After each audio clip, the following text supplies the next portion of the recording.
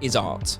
Stick with me on this one, because not only am I making my case of why running might just be the best, most inclusive art form on the planet, but I'm going to introduce you to more creators with the same passions that you may or may not already know, and I'm going to challenge you to a fun, friendly competition with 5 run sessions that I've created that everybody can do, whether you're a beginner or an experienced runner, that should get you through lockdown with a smile on your face. So, while I'm warming up, let's talk about these fun challenges, as in why I've created them, the purpose, and who they're for. And the first thing is, I've created them to be a bit fun, something to give you a bit of purpose and a little bit of a challenge during lockdown, and create a sense of community here with all of us runners. Because what I've tried to do is create 5 sessions that are levelers, as in they're as accessible to someone who's just begun running as they would be to Eliud Kipchoge and everybody in between. We all stand a chance of doing well.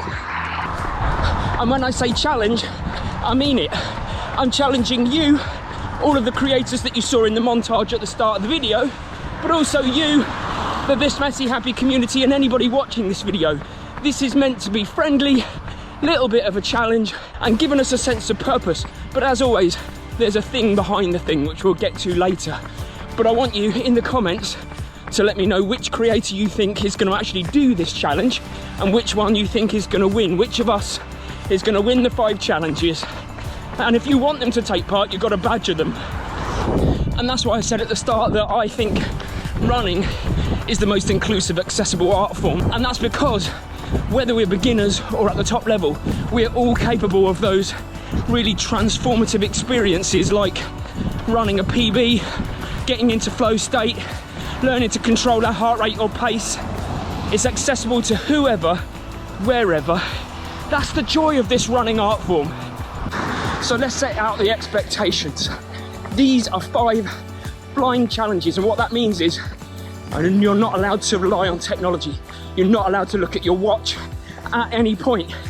This is about learning how good you are at feel, how good you are at knowing your body's pace and heart rate at any given time. That's what these 5 challenges are about, and that's the thing behind the thing. Because if technology were to fail while you were out on the run, if your heart rate monitor stopped working or your watch stopped working, you know what it feels like to run at a particular pace. You've got it in your locker. Now, before you actually see me try this session, I'm going back to the me in the studio to explain a little bit more about all 5 sessions, and then you're going to see me have a go at this one and some other people have a go at other ones. Back to me in the studio.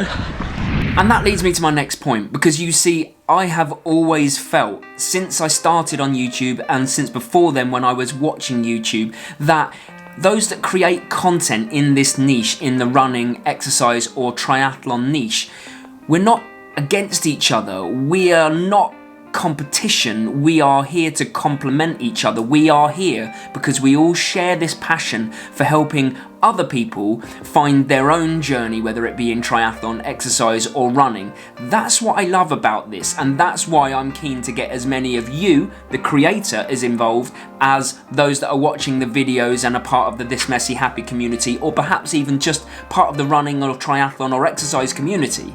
So you might be asking, what are the blind challenges and how do they work? Well, in classic teacher style, what I've done is I personally have gone out and tried a couple of the challenges, but I've also asked Mary to do one and a couple of other friends of mine who are also creators here on YouTube to go out and try these challenges so that we can relay back to you how they work and you can see it in real time, which is quite exciting. So let's talk sessions. First session.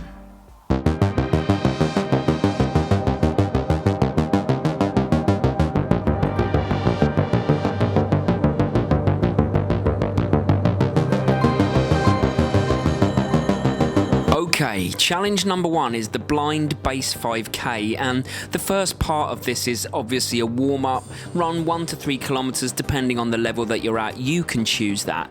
Hey, I'm doing the 5k pace challenge, something like that.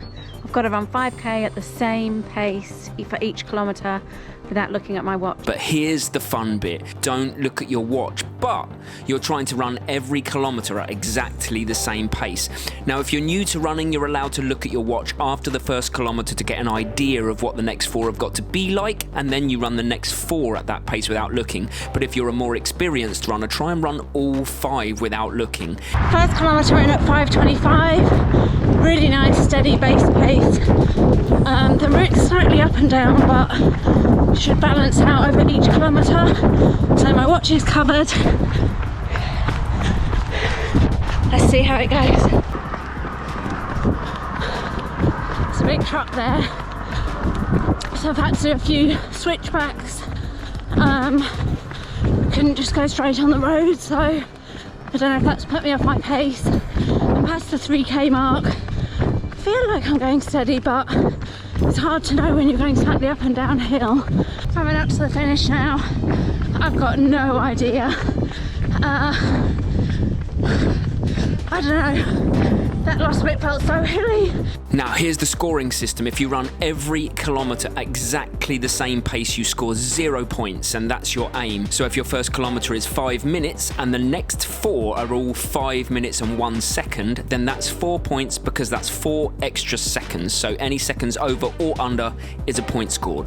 Kilometre 1, 5:25. Kilometre 2, 5:12. Kilometre 3, 5:09. Kilometre 4, 5:10. Kilometre 5, 5:06. Okay, challenge 2 is the blind VO2 maxer. So this is a harder session. Make sure that it's not anywhere near any other hard sessions. It's meant to be run at either 5k pace or higher if you're able to. So again, make sure you're well warmed up before the session.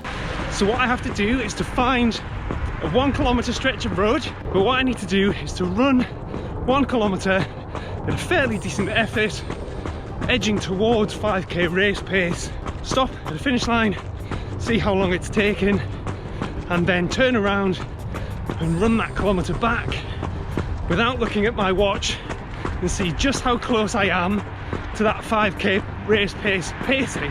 When your watch beeps at the 1 kilometre mark, that is your benchmark right there.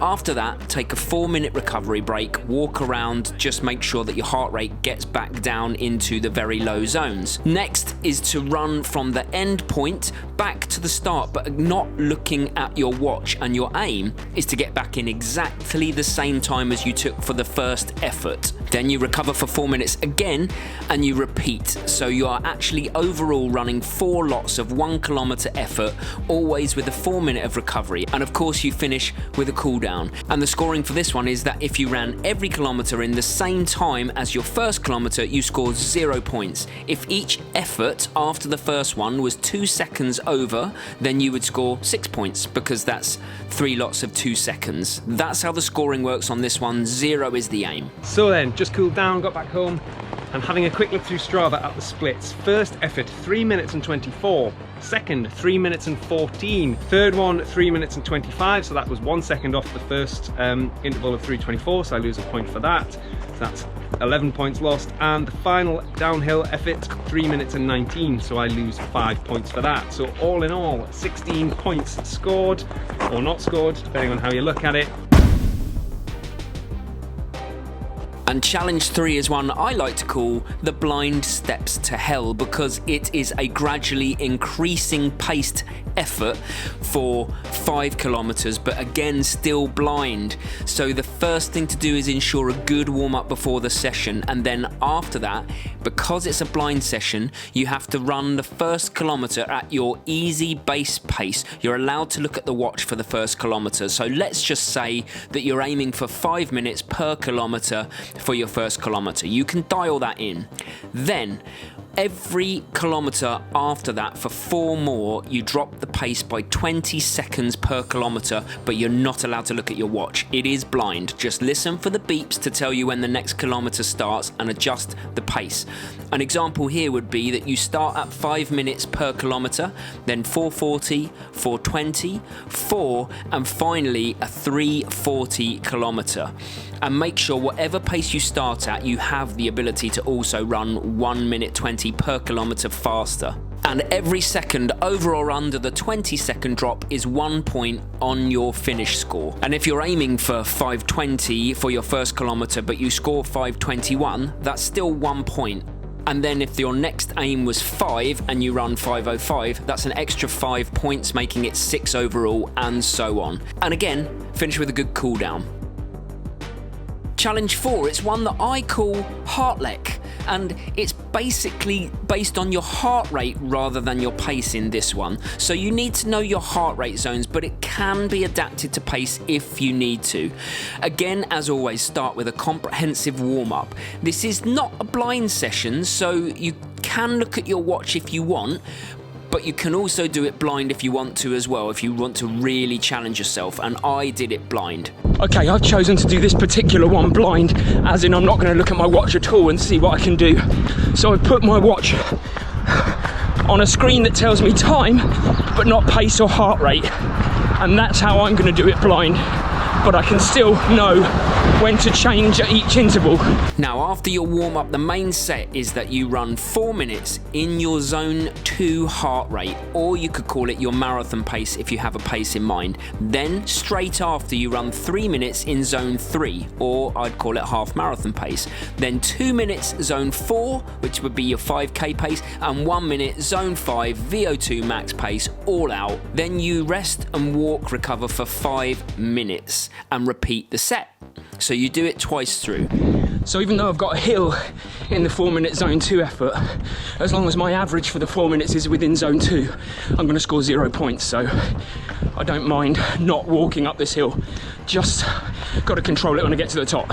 This should be quite an easy one to get a good score because your heart rate zones have quite a good bandwidth, so we're aiming just to get an average of in those zones. Your smartwatch, if you have one, should have a lap split function so that you can record each specific effort and have a look at it on your app when you get back. And again, as always, finish with a good cool down.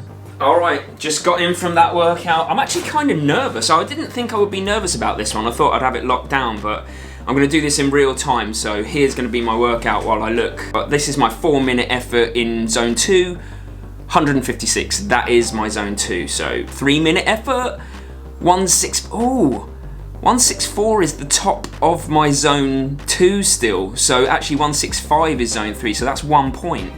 So that is overall points. Let's add that up. 3 more points. 7 points. Scored 7 points on that one when I thought I was a lock.